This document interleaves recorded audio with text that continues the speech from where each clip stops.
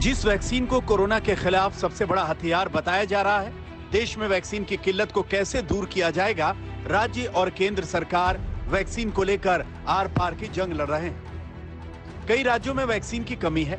दिल्ली में कई केंद्र बंद कर दिए गए हैं। वैक्सीन को लेकर जारी सियासत के बीच एक अच्छी खबर आई है।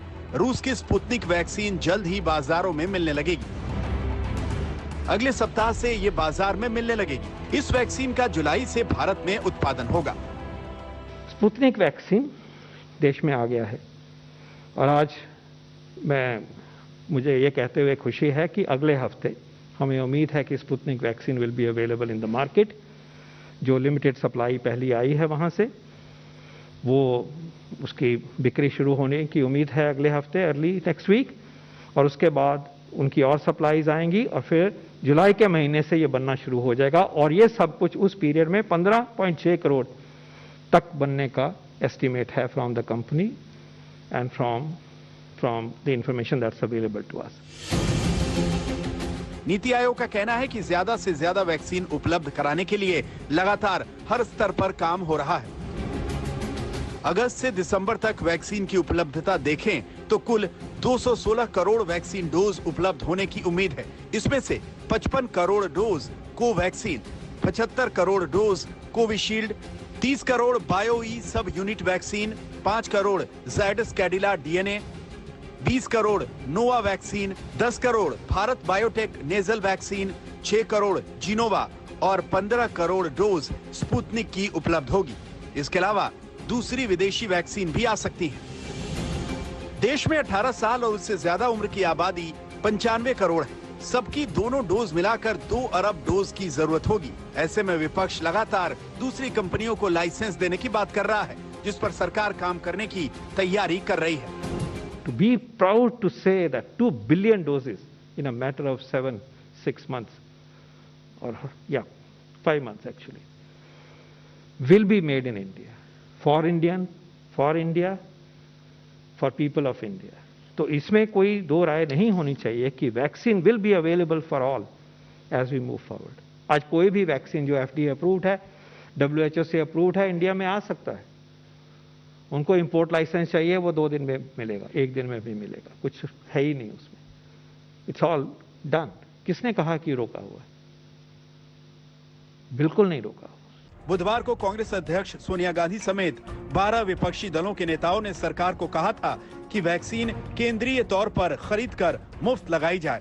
तो अब दिल्ली के मुख्यमंत्री अरविंद केजरीवाल ने कहा है कि भारतीय राज्यों को अंतर्राष्ट्रीय बाजार में एक दूसरे से प्रतिस्पर्धा करने के लिए छोड़ दिया गया है। यूपी महाराष्ट्र से लड़ेगा, महाराष्ट्र ओडिशा से, ओडिशा दिल्ली से। भारत कहां है? इससे भारत की छवि बिगड़ती है। भारत को एक देश के तौर पर सभी राज्यों के लिए वैक्सीन खरीदनी चाहिए। हम जब वैक्सीन निर्माताओं से अलग अलग राज्यों की जगह एक भारत के तौर पर संपर्क करेंगे तो हमारे मोल भाव की ताकत बढ़ेगी।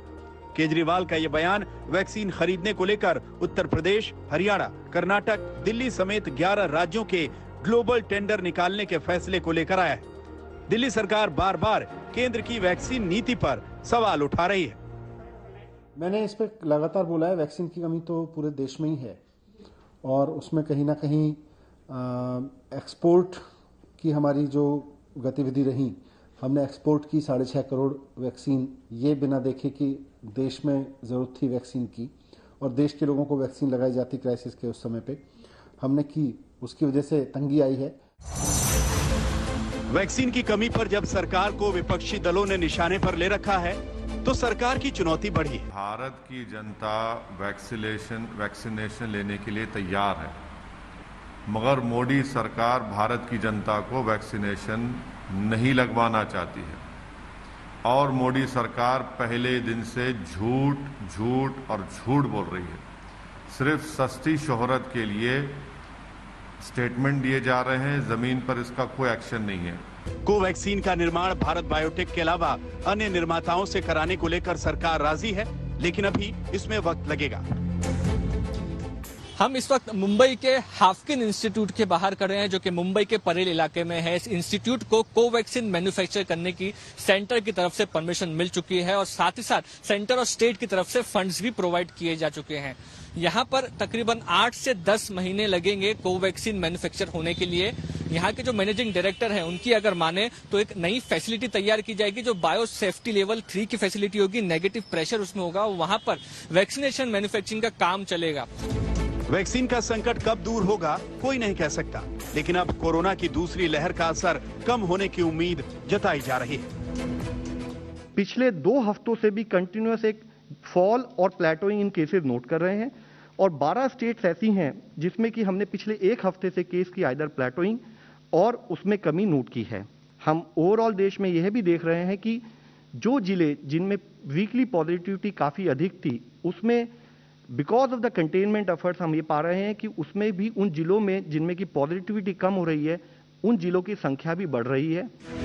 इस बीच आईसीएमआर के प्रमुख डॉक्टर बलराम भार्गव ने कहा है कि जिन जिलों में भी 10% से ज्यादा पॉजिटिविटी रेट है वहां सख्त लॉकडाउन लगा रहना चाहिए।